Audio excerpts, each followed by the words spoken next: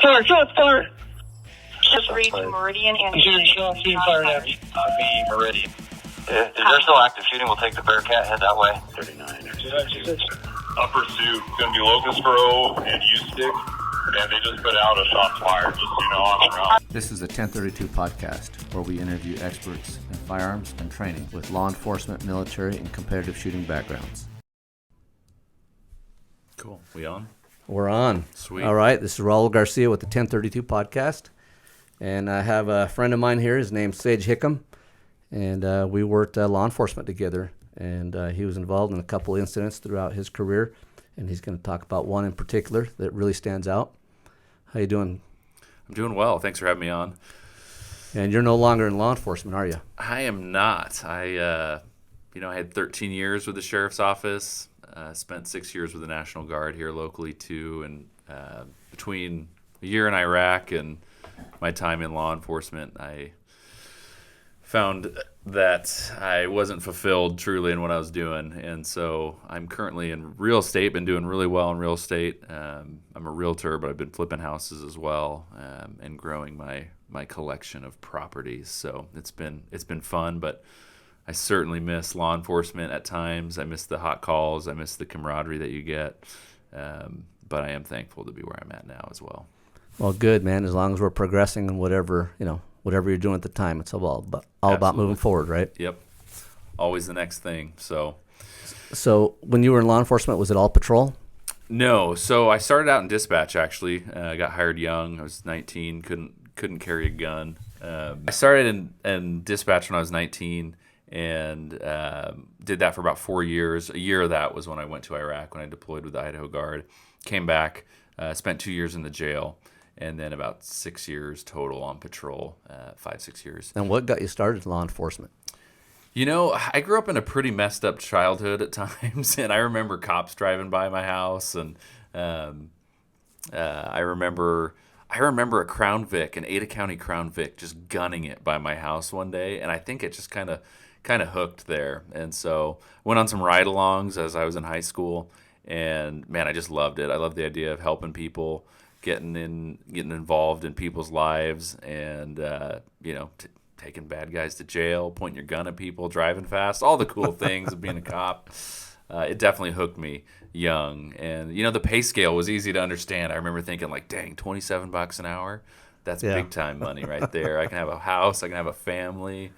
What they don't tell you is like half of it goes to your pension and insurance. But no, I think it was easy to understand, and it just sounded exciting. So, loved my time at the sheriff's office. Dispatch, was a good gig. It was tough, but I learned a lot. Definitely couldn't do that for 30 years. So ended up going to the jail, and spent about 2.5 years in the Ada County jail. And that wasn't as bad as a lot of people think it is, but good people down there. But was thankful to get to patrol. That was ultimately my goal.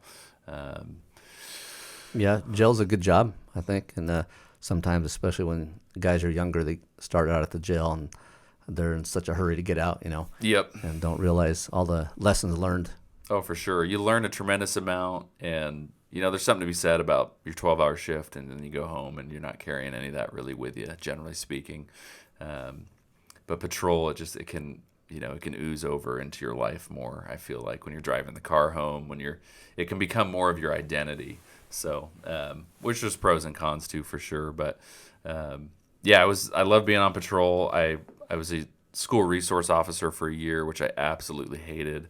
Definitely the wrong job for me. Didn't like it at all, huh? Oh my gosh, I just dealing with juveniles and their problem. Like, I guess the worst call type you could probably ever have is a juvenile beyond control, because there's nothing you can do about it.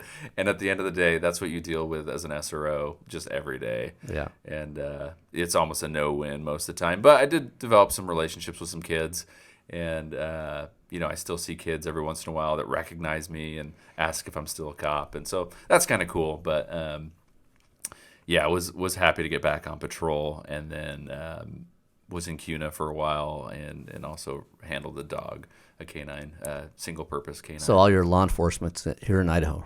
Yeah, all of it here in Idaho, all of it with the Ada County Sheriff's Office. And actually, you know what? After I left the Sheriff's Office, thinking I made a mistake, I did spend 4 or 5 months with Middleton PD, and absolutely was just too slow and just like I can't do law enforcement anymore. No thanks. So, yeah, yep. All right. So when you were on patrol, the incident we're going to talk about today, how long were you on patrol before that incident occurred? So it happened in September of 2017, probably 2.5. Well, let's see what it was. Yeah, it was about 2.5 years that I'd been on patrol. A lot of that, I mean, a year of that was PTO and just training and, A through D phase, all that stuff. So, 2 years total, give or take. So the time leading up to that, did you feel like you were given good training? Yeah, I would say so. Between the military and between law enforcement, I did feel comfortable with what I'd been trained in. We had a lot of, we were fortunate to have a schedule that favored the monthly block training where we could go over, ground control tactics, different shooting tactics. We got a lot of good training, I'd say, at the sheriff's office overall. Certainly, is there ever enough? No. Is it realistic in most law enforcement budgets to be able to handle like a weekly training? Unless you're SWAT, the answer is pretty much no. But as a patrol guy, I felt overall well trained. Yeah, because Ada County has the work schedule where they actually put it into your work schedule, or put the training into your work schedule, right? Where you come back on one of your Mondays, and instead of being on patrol, you go right into the training for the day. Yep. Once a month, it's kind of factored in, or every 4 weeks, it's factored in, where you get that 8 or 9.5 hours, whatever it was, of training. But that was definitely helpful, I would say. Okay, good. So tell us about that night. Yeah, September 27th, 2017. It was my Friday, and I had a rider, and I remember getting an email from Chief John McDaniel, and he's like, "Hey, Sage, I got a rider for you," which instantly I'm just like pissed off at that point because I'm like, dude, it's Friday. I don't want to ride along. I just want to go home. I don't want to stir anything up on a Friday. And I read further in the email. Well, the rider is the sheriff's attorney, Joe Mallett. So I'm thinking like, oh my gosh. I didn't know Joe very well, but I'm like, freaking attorney for a ride along? Like, that does not sound fun at all. I'm gonna go dog and pony show this around in Cuna, in the city of Cuna. If you do anything wrong, he's gonna tell on you. Yeah, he's gonna call me out, or you could get sued for that. It's like, well, the sheriff's office can get sued technically, but no, I'm kidding. But no, Joe later becomes a close friend, and I'm so thankful he was there that night, honestly. But I remember, just specifically. Being upset that I had a rider, but whatever. We marched on. I get to the Cuna police substation, and I meet Joe there after briefing. And one of the first things I did, I showed it. It was just kind of interesting looking back on. I showed him where my rifle was, and I can't remember why. No, I had moved it. That's right. I had moved my rifle to the back because I had a rider, and it's tight space in those compartments, and we were in a Tahoe. But I moved my rifle to the back of the truck and said, "Hey Joe, you're not going to need this, but just in case, it's back here." And so that was kind of haunting words to me later. But we go on our ride. We go on our ride along. It was a really slow, typical night. A couple traffic stops, talking to juveniles, just trying to kick up something to make it look like I'm being productive when I just want to go home. But trying to show for Joe, like, hey, this is what we do.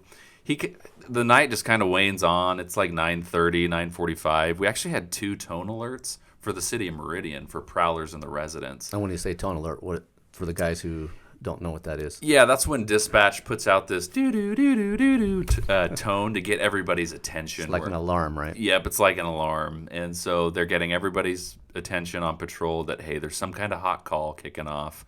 So it's the prowler in the residence. I remember leaning over to Joe and saying, hey, these are never legit.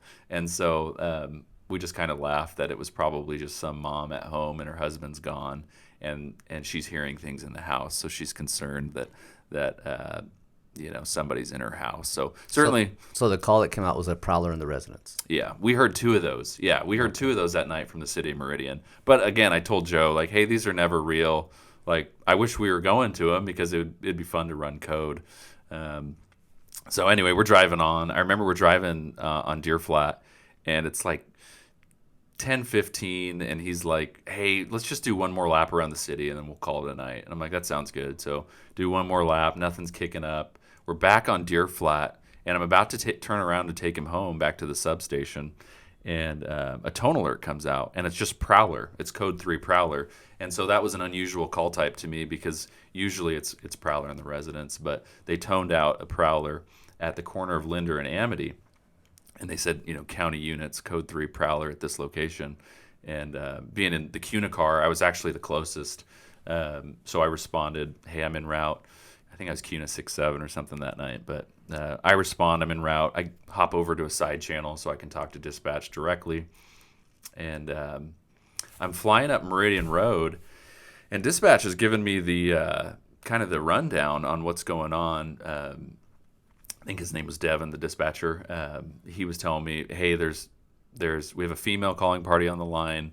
There's someone banging on her doors, someone she can hear outside talking, kind of yelling. She's really concerned, and she's locked in her room." That was kind of the gist of it.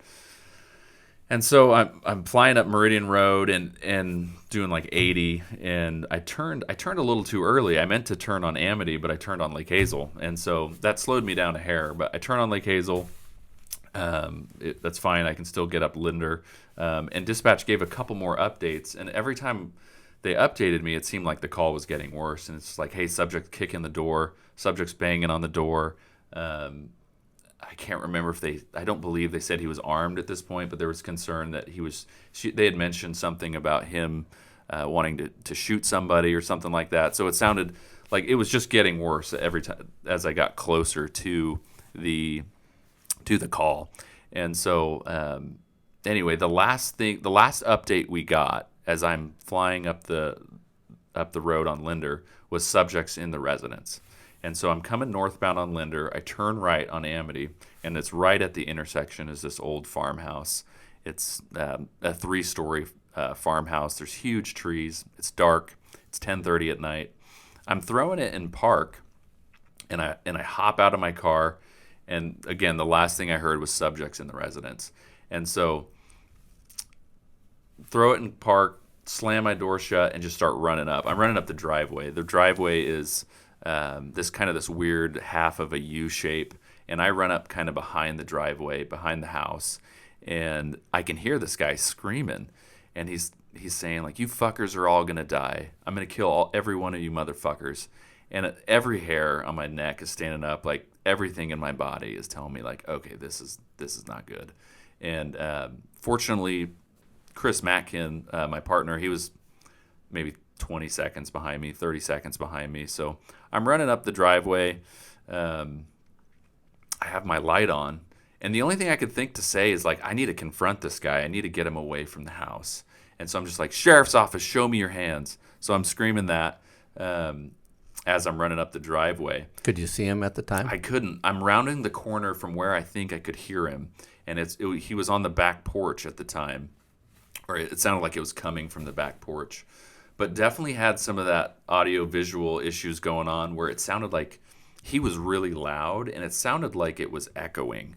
And so I'm rounding this confusing house setup. There's chickens in the backyard. There's multiple vehicles. It's just an old farmhouse, and there's shit everywhere.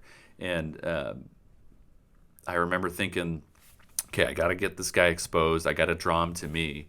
And I kind of take cover behind this minivan, and I'm looking at the back of the house. And later to find out, the minivan that I took cover behind was the one that he had stolen to get there. So I'm out in sheriff's office. He engages me at that point and is like, "Oh, the cops are here. We're going to kill you fuckers too." And he kept saying "we're," and like, "We're going to kill you guys." So I couldn't get it out of my head that there was more than one guy here. That later turned out to not be true, but I'm thinking the whole time, like, there's at least one other dude here. There's 2 dudes here. So when he said he engaged you, is that just verbally? Just verbally, okay. Yep. And that did draw him out of the back of the house where I thought he was. And so he comes out on the back of the porch. It's really poorly lit. It's just, an old bulb on a farmhouse lighting the sky. and he's looking right at me. And at this time, Chris Matkin had just shown up. He takes cover behind the back of the minivan where I was. It was kind of parallel parked to the house, and so he's on the back side of it, and I'm on the front engine side of it. And the guy's staring right at me, and I could see him. But apparently Chris had told me. I heard Chris say, "Gun." He's got a gun, and I couldn't see it. The shotgun was pointed right at me, and it was about 25 yards, 20 to 20 yards or so from me. But the shotgun was pointed directly at me, so I couldn't see it. I'm staring down a barrel on a dimly lit farmhouse. And so at that time, I did open up. Everything in my body was saying, hey, shoot this guy. He's threatening to kill people. We get called here on an emergency situation. So I open up. I shoot 3 times. My partner shoots 4 times. Chris shoots 4 times. And then I ended up coming around and shooting one more time as I got closer to Chris. I remember thinking I need to switch positions because I had fired. I need to move positions and shoot somewhere else. So we did hit him. I don't know if Chris or I hit him. The autopsy later confirms that we did hit him. But at the time, he dropped the shotgun that was in his hands. We weren't aware of that. He gets back into the home, and still a very confusing scene. We weren't sure who this guy was.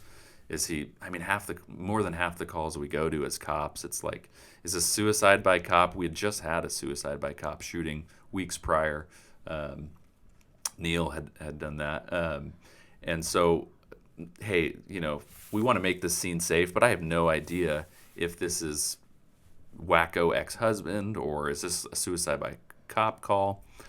Anyway, he gets back into the house, and he's trying to bait us in. I remember that he's like, "You fuckers shot me." Yeah, so I just remember thinking, like, what do you expect, bro? I mean, you point a shotgun at us. Like, the police are going to do what the police are going to do. And so I remember just kind of laughing at that thought. But he's trying to bait us in at that point. Come get me. I'm not coming out of here. Come and get me. Come and get me. And, at this point, the whole world's coming. We hear shots fired. Chris had announced over the radio, shots fired, subject's back in the residence, and he has a long gun. And so, those are all the magic words of getting every cop in the nearby counties going. And, it was probably 5 minutes later, we had 40, 50 cops there. We had that place surrounded. And I had put out that, I wasn't sure if there was more than one suspect at this point. The chickens are going berserk in this chicken coop behind me.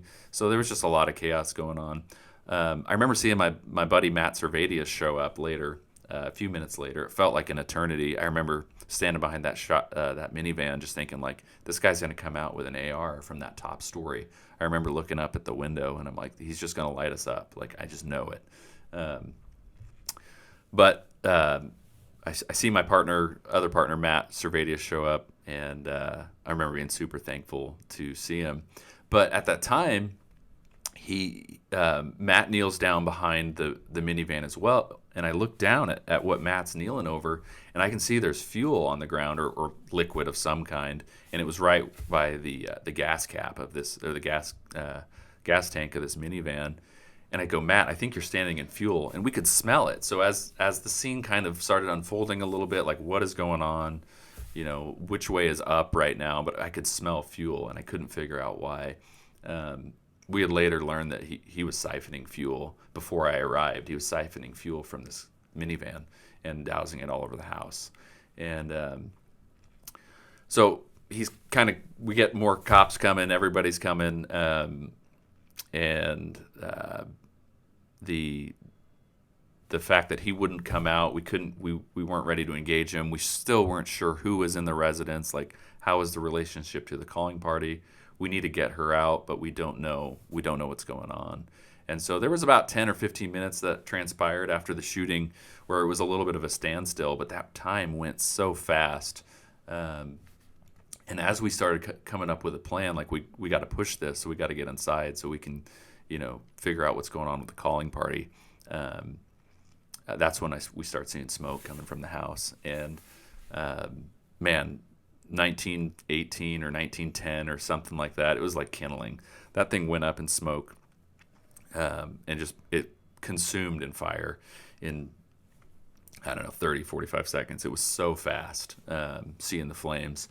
And, at that point, teams were formed to try to get Lily out and her family. And fortunately, they were able to get Lily out, but the victim's family, 2 of her family members, did end up dying in the fire, and the suspect died as well. He burned to death in there. And that was, there's a lot of gory details on, pulling them out of the house and, skin being peeled off and stuff like that. But, it was a pretty gruesome call. But before all that happened, those guys that formed up, Sonny, Beardall, Anderson, I know there was others, I'm blanking at the moment, but there was a handful of guys, and Servadius, handful of guys that just did an incredible job. I just remember not wanting to leave that corner because I was convinced that he was going to come back out with an AR, and but that anyway, the house ended up going up in flames, and unfortunately, lost a couple civilians in that incident. And I think being the first on scene, I think I took it pretty hard. You sign up to be to cop, to be the hero, right? To go help people, to go rescue people, and I definitely took it hard after that. But back to the scene, I remember when all those there was like 40 cop cars everywhere at the corner of Linder and Amity.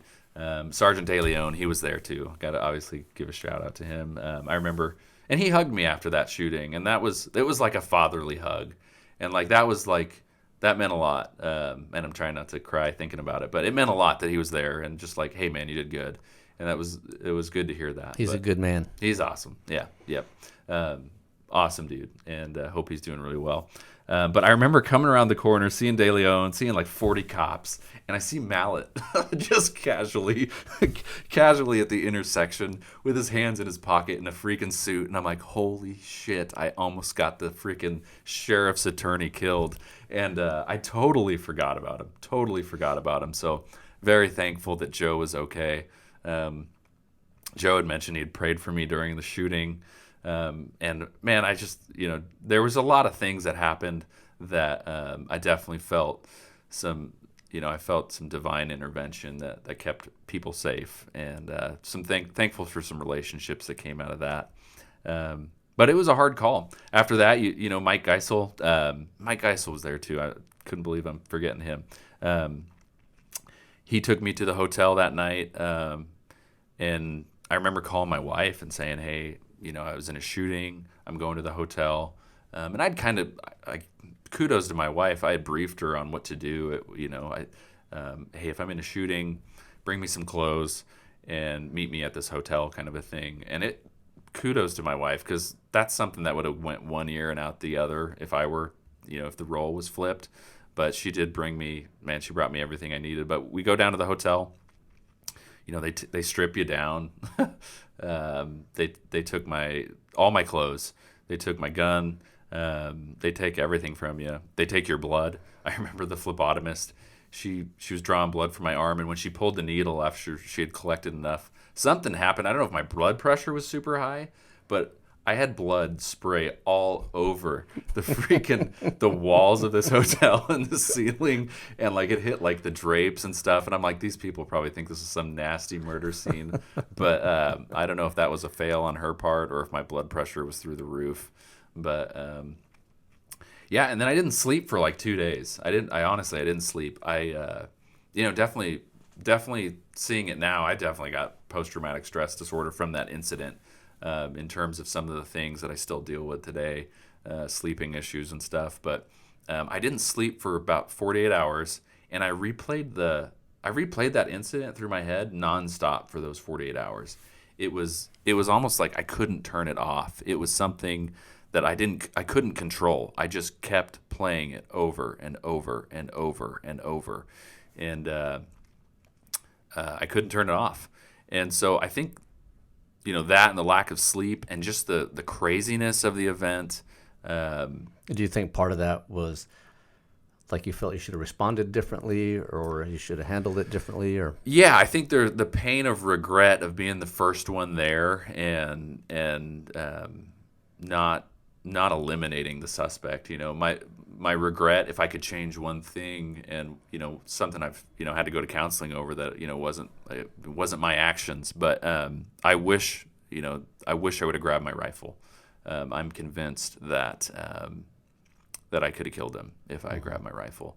And so, when I moved it and showed Joe Mallett, some of that attitude that I wish I could have adjusted that day was, hey, Joe, like I jokingly said, you're not going to need this. But that's kind of that mindset of like, nothing's going to happen.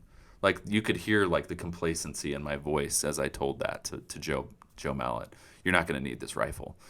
And in reality, I should have said, hey, you may need this rifle. And, I don't know, maybe it would have changed things. It shook out the way it shook out. But I wish I would have taken 15 seconds to go to the back of my patrol car, grab my rifle, and approach the suspect. But a night shoot, 25 yards in that circumstance, I don't remember seeing my front sights. Man, I don't remember seeing any of that stuff. It was very much somebody's trying to kill me, and I need to. At the time, you guys were you were running iron sights, right? Yeah. What kind of gun were you shooting? It was the Glock 40 cal 22. I'm on the spot here, trying to remember. 40 cal, a snappy guy. Thankfully, it did have the light on the front. One of the things I remember was throwing my light on, running up that driveway. And then I actually accidentally hit the strobe, which I'll share a little story on that later. But so that 40 cal helped control the muzzle a little bit with that light on there. It wasn't as snappy, but it would have been great to have some kind of optics on that thing. Is the county still using 40? They're not using nines. Nine. But are they still using a Glock? I believe they're using SIGs. I believe with the red dot now. Okay, well that's a win. That's a win for sure. But yeah, definitely my regret, my takeaway was, mentally it's Friday. I have a writer. Do I want to be doing this? I don't know that I had the most proactive mindset, but that's one thing for sure. I wish I would have grabbed my rifle. And who's to say, there's certainly, Carl's got, and you probably have stories too. Carl's got stories of putting, 15 5.56 rounds in a guy and he survives. So, but I just think it could have been a much more effective tool in my hand. I would have felt 100 times safer with, behind an AR than just my 40. That was a bummer for sure. It was hard to recover from that, I think, mentally, and I think kind of was my what got me out of law enforcement in the long run. So just, hey, I got 19 more years. I got to go do something else. The same for me, Yeah. So unfortunately, because I did love it. Yeah, there's definitely a lot of good things, but there's also some bad things. There's some heavy negative things. Yep. Yeah, and I mean, any cop can share stories of like, man, going to the suicide calls and dealing with the families, or dealing with these horrible car wrecks. And so, I mean, we see the trauma a lot of humanity. Where I think of that line in the Bourne Identity, right? The sin eaters. We're the sin eaters of the world, man. We're dealing with people, and just we keep the crap at bay for the rest of society. But yeah. Just a couple of questions. Going back to the actual shooting part. Did you have any kind of, like auditory exclusion? Did you hear the gunshots? Yeah, I heard the gunshots, but I immediately had just crazy ringing in my ear, and definitely still have tinnitus to this day. I'm sure that and some things in Iraq has to do with that, but my ears were ringing. And I missed a lot of radio traffic right after that shooting. And then visually, I haven't thought about this in a while. Visually, when he first came out on the back porch, he moved unexplainably fast back and forth, which I don't know if it was just the lights messing with my eyes, but I saw things that didn't make sense as to like he would move from like would move to his left 6 feet and move back like really fast, all in the matter of a half a second. But I definitely had that time slowdown thing where time just comes to a crawl. And so I remember watching my video later and thinking like, dude, it did not happen that fast. Like it was much longer than this. So you feel like things sped up or slowed down for you? Well, they slowed down big time during Okay. the shooting, but then the 15 minutes afterwards, I almost don't remember any of it. So that went super fast. So from the time that he lit it on fire, from the shooting to the time that the house burned down, I thought that was like 2 minutes. And then I go back and watch the video. I'm like, what were we doing for 17 minutes? And, we didn't do anything wrong, but we were trying to figure out what was going on. But I was just thinking 17 minutes, that took forever. So there was definitely some Did of you those. experience tunnel vision? Yeah, I would say some element of tunnel vision. I was very aware of my surroundings, the chickens, the minivan, the car running to the right, the house. But definitely when he came out on the porch, all I could see was him. Yeah. Were you behind cover while you were taking shots? Do you remember specifically going, hey, I need to take cover or anything like that? Yep. Yeah. Running up on the call and hearing what I heard, I knew I needed to get behind cover. So I specifically got behind, that minivan. I specifically got behind the engine block, knowing that that's statistically going to be your safest spot to hide behind. I had a decent, I could kind of lean up on the hood a little bit. I was trying to remember, don't crowd my cover, but there's times where you're just like, this vehicle, I feel safe. I feel safe behind this vehicle. I'm going to hug this bad boy. So yeah, I got behind that minivan. I got behind the engine bay, and just kind of, and I took my shots from there. And you said you didn't see your sights. I know the department had night sights at the time. You don't Correct. remember seeing the glow of the night sights or anything like that, huh? No, all I could see was him. I mean, it's that tunnel vision that we were just talking about. I could see him, and he was looking right at me. And so my brain was putting together Chris saying gun, bad guy looking right at me, and so it was just shots fired at that point. Were you shooting two-handed? Yes. Yep, two-handed. I believe my light was on, but I honestly can't remember. So And did the bad guy get shots off on you? no, he did not. None at all. No, and I believe we later found that shotgun wasn't loaded. They did find multiple guns with him when he burned to death. It sounded like he got into the homeowner's gun stash behind the door probably. So And was this just something random, or was he totally random from what we understand. random burglary? Yep, just no idea. There's some drug houses down the road at various intersections that are known, and so it's possible he hit the wrong house. They later found like a bunch of frozen meat in his vehicle. He was stealing stuff. He was stealing stuff out of the freezer. He was, his toxicology report was he was pumped full of all kinds of methamphetamine and all kinds of other stuff. I can't remember if there's fentanyl or not, but some drugs for sure. Bad stuff. Drugs are bad. Just say no. Just say no. Not even once. That's right. So leading up to this, we briefly touched on training. And I know when officers go to training, there's all types of training that they do. You got to do everything from sexual harassment training to, report writing. Oh yeah. I mean, there's just so many aspects of training that we have to have. But focusing in on the firearms training, tactical training, did you feel like it was sufficient, or maybe are some of the things you learned, were they, on the range, was it similar to the incident, or was it slower or faster, that kind of stuff? Yeah, it's hard to prepare for an incident like that. I remember, multiple leadership telling me, like, what kind of call was that, and how do you even train for the guy that's, breaking into a house, lighting it on fire, not knowing what's going on. So I think training can always be better, right? I think one of my takeaways was setting up realistic shoots. Certainly the days of standing at the 40-yard line and just plinking a target and calling you qualified need to die. But there were some shoots that Ron Santucci put on that were like you'd sprint up to the target and then you didn't know what was coming around the corner. And so I remember that one. He'd set up a hostage situation. That was a great shoot.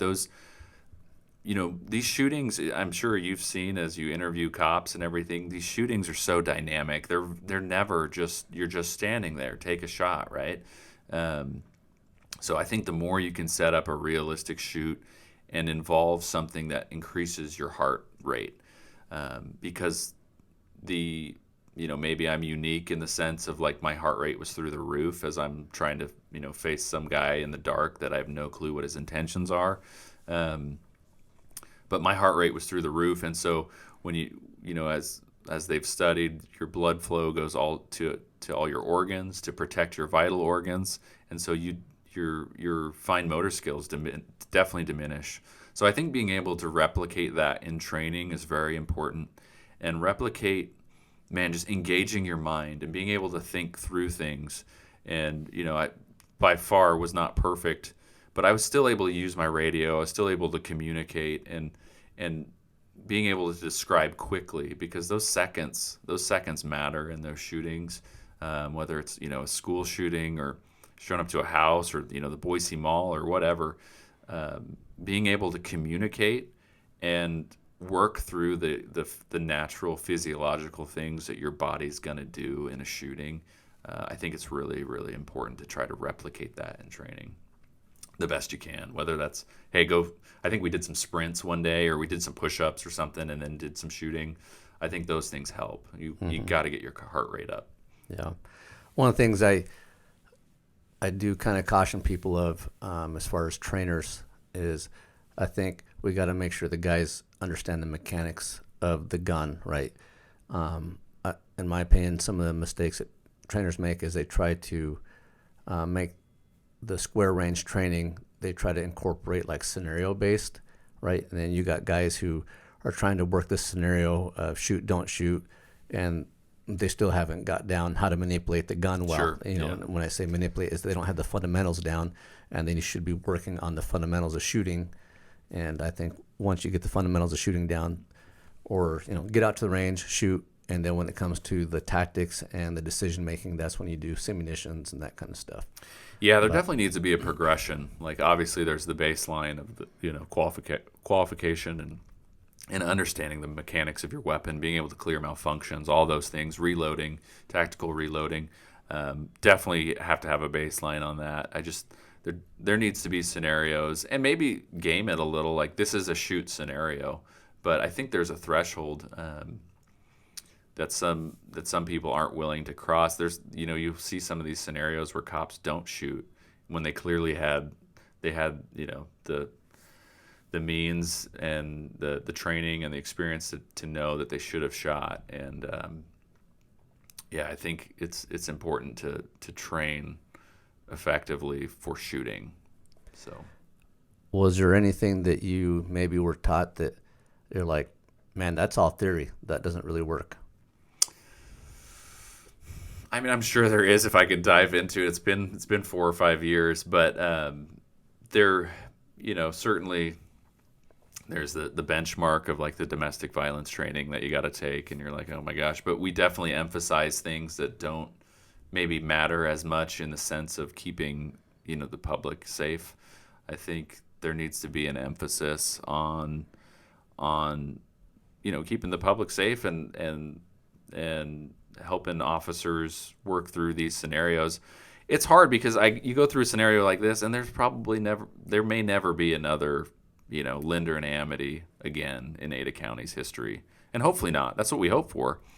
But who's to say how much you train for those scenarios? But I think it's helpful to really dissect these events, and if I can share some knowledge or share some experience to help other cops think through these things.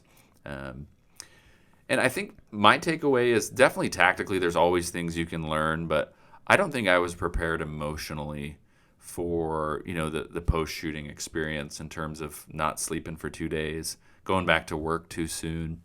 My answer was always do more, do more, do more. I took on PTO.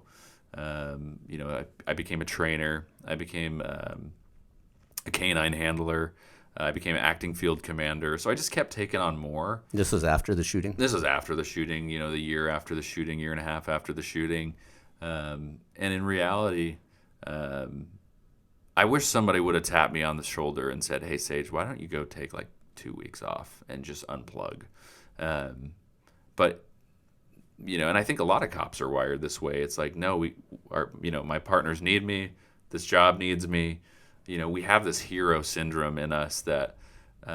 We all feel like we're going to make a big change in the community, right? Yeah, and we suck at taking time off, and we suck at unplugging, and it can become. Cops work lots of overtime. Oh man, all the time. Yeah, and I was slaying the overtime out. Hey, $40 an hour, time and a half. You're living the dream, getting the canine pay. You're doing all these things, but I definitely. We don't need to coddle people, but I needed a break, and I didn't take the break, and so eventually I got burnt out, and that's why I ended up leaving law enforcement and just kind of giving it the middle finger instead of. So do you feel like there was, like you had the support you needed, or? I do, yeah. I think, man, it's from your agency. Yeah, I mean, so many upper administrative admin guys came and talked to me, and Chief McDaniel, Justin Deso, even Bartlett was kind to me. So the support was there. I think there's a difference between words and actions. Not that none of them didn't mean it. I mean, they all meant it.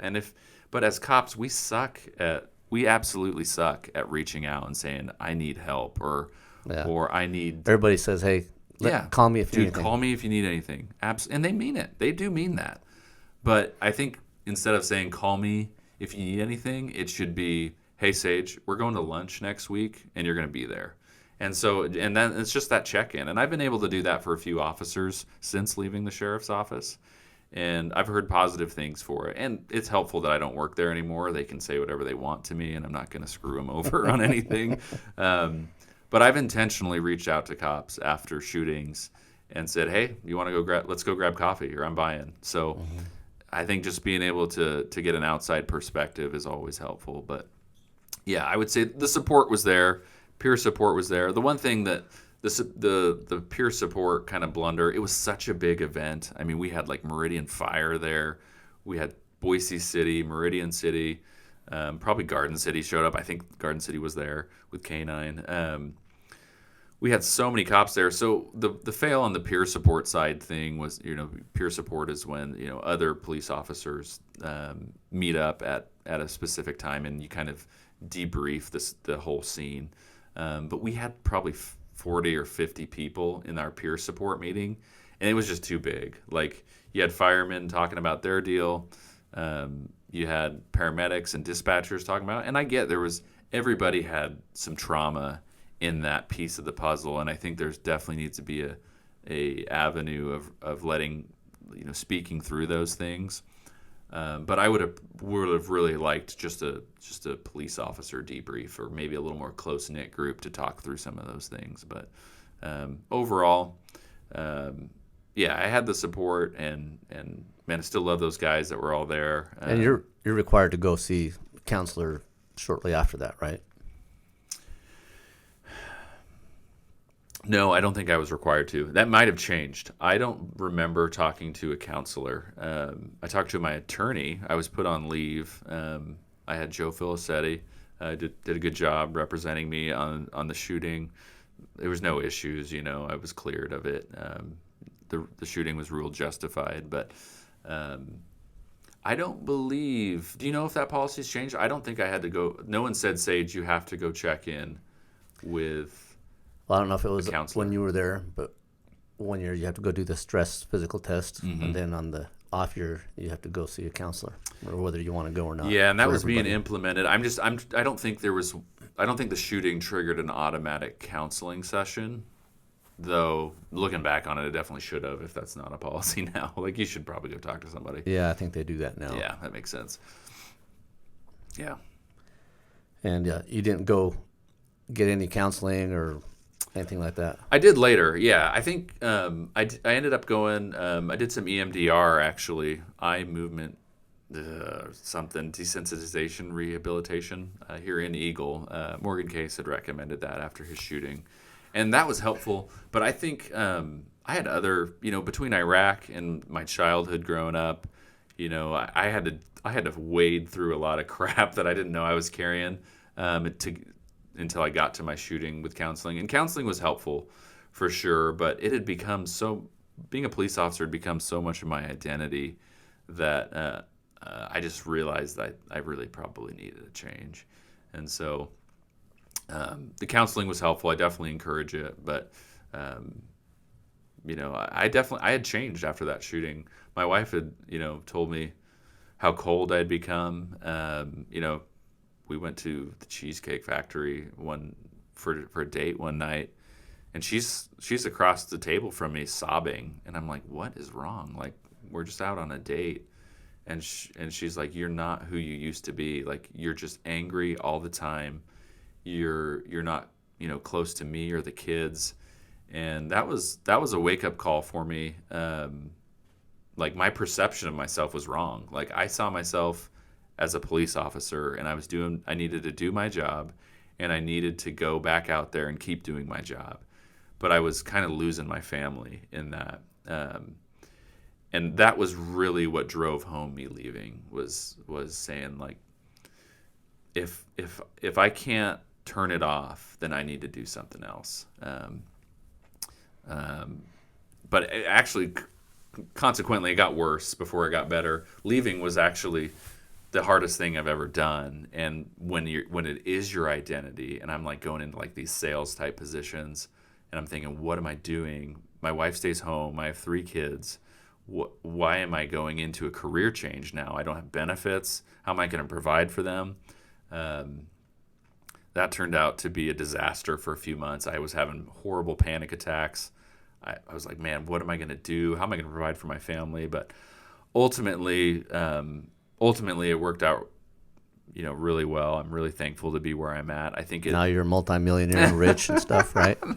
not multi, just a singular maybe. But to go from broke cop to real estate investor in a matter of years, it's been a heck of a journey. I have cops that call me and say, Sage, what's it like getting out of law enforcement? And I tell them, I'm brutally honest. I'm like, it was the hardest thing I've ever done. And it wrecked me, but I needed that. I needed that to rebuild, my family, my time with my wife, my kids. And really, I wanted to be present with them more, and I wanted to make more money. It may sound a little more selfish or sound selfish, but you got to go out there and grind. And I'm thankful to be where I'm at now. I've had the last 3 years. You got to be smart to do what you do, though. Oh, no, not at all. No, just a pulse test. It's like being a cop. No, I'm kidding. No, but people have to trust you, and you're dealing with multi $100,000 million properties, and certainly flipping properties and dealing with contractors is its own mess. But it's just all it takes is action, right? Anybody can do it. Anybody can leave. Anybody can restart. And but there's pain in restarting, and I wasn't ready for the pain. So on the tail end of shooting, leaving law enforcement, and restarting a career, I don't recommend it to most people because it's painful. Definitely have to have a plan, right? You got to have a plan, and even if you don't, you better you got to keep your head down, and you got to keep moving. Yeah, I got a son who was in law enforcement, and he did that for 4.5 years and chose to do something else. And his passion was always the videography stuff, and he kind of talks about that, how hard it is to go from having that biweekly paycheck and the insurance and all the benefits that go with it to all of a sudden you're working for yourself and trying to figure all that stuff out. Yeah, it's a big switch. I think cops underestimate that you're designed for it mentally. I think you're tough. And but switching is hard, and I love watching your son's reels on on Instagram. So looking back on the shooting and the aftermath and all that kind of stuff, right? We go to the gym to get stronger and faster. You go to the shooting range to shoot more, to get faster and more accurate. But the mental side, I've talked with several officers over the years about the mental side of it. And do you think there's anything that you can do to help yourself mentally so that if something like that happens, you come out better. Yeah, I think, one thing, the culture of law enforcement, cops don't always, especially senior law enforcement, they don't always talk a lot. I think we can learn a lot from officers that have been through it already, and they can, if they can share more, that's absolutely a great way to learn through these things. Certainly, I think that's what you're doing with this podcast, and the more you can learn about, hey, your body's going to do a download, and you're gonna have a hard time sleeping, or you're gonna have a hard time reconnecting with your family, and knowing that those things are kind of the normal, they're normal, quote unquote. I think that kind of stuff is helpful. I think, stay in just that offensive mindset, and then also, my faith is a lot of the reason why I think I'm standing where I'm at today. I'm a firm believer in the Bible and instilling those principles in my life. And that's awesome. Yeah, I think mentally, we need, as cops, we think we're the world or we're the end-all answer, but I think it's good to be accountable to something bigger than yourself, and ultimately knowing that we can't change it all. And so, our lives are in a higher power's hands, the Lord. Yeah, so that's good. I like that you brought that up, because I find that the guys that, in my opinion, that seem to deal with things, with trauma better are the ones who have, at least, at minimum, grew up, as a kid or growing up at home with a good foundation of, Jesus Christ and, Absolutely. That higher power, whatever, everybody has different beliefs, but if you have that power or that belief in a higher power, I think guys typically seem to do a little bit better. Yeah, and Romans 8:28 says that all things work together for good for those who love God and are called according to his purposes. And so when you can go to these horrible crime scenes, or you can go to these murders or these car wrecks, and we can know, like, I don't understand this, but I can trust that God's got something that he's going to use this for, I think it gives you a little bit of a purpose to the pain. And so, I have some atheist friends that I like to make fun of at the in law enforcement, and they're great friends. But I don't know how it'd be tough to be a cop and an atheist. I would be the most bitter person in the world. I agree. And I think for me, it was I had a good foundation growing up that way, but also when it comes just to the training side, right? Getting to the gym. Getting to the shooting range. Yep. But also I think, like you mentioned briefly, listening or talking to other people who have experienced, trauma, specifically like officer-involved shootings. I remember even before I was a police officer, I always wanted to be a police officer. So my dad was in law enforcement, so I'd always hear, the stories of their incidents that they were involved with. I would ask them questions. I would always pick up, there's a magazine called American Handgunner, man, and I didn't want to miss a single issue. Every issue, there was an issue of a officer-involved shooting or a citizen involved in the shooting, man, and I would read those all the time. Yeah. And I would, back in the day, they used to have this video called Surviving Ultimate Survivors, I believe, and they would interview guys who've been involved in shootings, car wrecks, and just, major trauma. Yeah. And they would talk about their PTSD and things they went through afterwards. And I feel like, because I feel like for me that was getting myself mentally ready for any incidents that I was going to see in law enforcement. So you're studying, nowadays you just turn on YouTube and you watch all this body-worn camera stuff. Yeah. Or and, Instagram. There's Instagram feeds that I follow. Yeah, I follow those too. And I've had some guys say, oh, you shouldn't watch that too much because it desensitizes you. But in my opinion, I think it prepares you, just like going to the gym. So yeah, I think it's a tool like anything, where it can tear you down if you're not using it appropriately. But mentally working through these scenarios of like, man, what's this cop doing, or what would I do in that situation? I do think that's helpful. Mm-hmm. Yeah. Well, good. I think we're gone about an hour here. Cool. Is there anything that you would, any advice you would give to other officers who are still doing the job, that, like, hey, if you encounter, if you're involved in an OIS or some kind of trauma, Yeah, I would definitely tell them, use your PTO. I mean, use your vacation time. I know that most departments are going to, I think I had the option to take more time off than I needed, but I didn't want them to think there was something wrong with me. So I'm just like, nah, 2 days off, I'm fine. I'm ready to go back to work, or 4 days off, whatever the 4 day. I think it's weekend 3 was. days. I think it's 3 days is what they typically. Yeah, and say. It was my Friday, so we had it's just a scheduled 4 day weekend, and I think that's all I took. But yeah, use your time off, and find somebody to talk to about this situation, whether it's, a pastor or a friend or another cop or a retired cop. But find somebody that you can trust if you start having these issues. And I think if you're gonna be in law enforcement, and you're married and you have a family, you're going to run into things that test your resolve to stay married, to stay, an engaged father or mother. And so as you recognize those things, I think it's good to seek out help, to be like, hey man, I'm failing as a husband, or I'm failing as a dad. How do I start to adjust this? And you don't have to pull the plug and quit law enforcement like I did. So yeah, and I think I really like what you said about reaching out to guys, versus just saying, hey, call me if you need anything. Say, hey, tomorrow at noon we're having lunch. Yeah. There's always exciting ideas that I've had with real estate, but I'd love to have a cabin in the woods somewhere that I can be like, hey man, you're in a shooting, go spend a week there and just unplug, and don't worry about food, don't worry about maintaining it. It's just that place is up there for those things. So here's your rifle, go hunt for it. Exactly, right. Oh yeah, there you go. But just something to unplug. And so I think the more people, and I've learned this in real estate and in law enforcement, the more you tell people what to do, sometimes the better off it is. Like, hey, I'm gonna help you, and I'm gonna show up, and this is what we're doing, or we're going to do this workout, and yeah.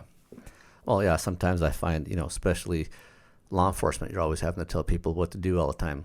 You get off duty, you don't want to tell anybody anything. Right. You're just like, nope, not my problem. I don't want to get involved. I'm not on duty. Yep. Well, good. Cool. Your story was, I got to learn, even though I was working in the same department at the same time, I was on a different shift. I think I was on day shift when that happened. And I learned a lot of details I didn't know before. Cool. Yeah. Even after all these years. So. Yeah, I appreciate what you're doing here. I think it's powerful.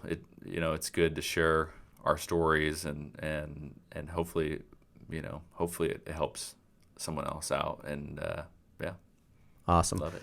Well, thanks a lot, Sage. And from here on out, I'll be interviewing some more officers who have been involved in different things. And what's funny is as I start thinking of guys and talking to other guys, like, hey, who's been involved in the OIS? We have a lot of guys in this valley. Tons. That have been involved in shootings. I remember a California trainee coming up here and saying, like, we're in a block training, and someone up front asks, hey, how many people have been in an OIS? And half the room raises their hand, and he's like, it's not like that in California.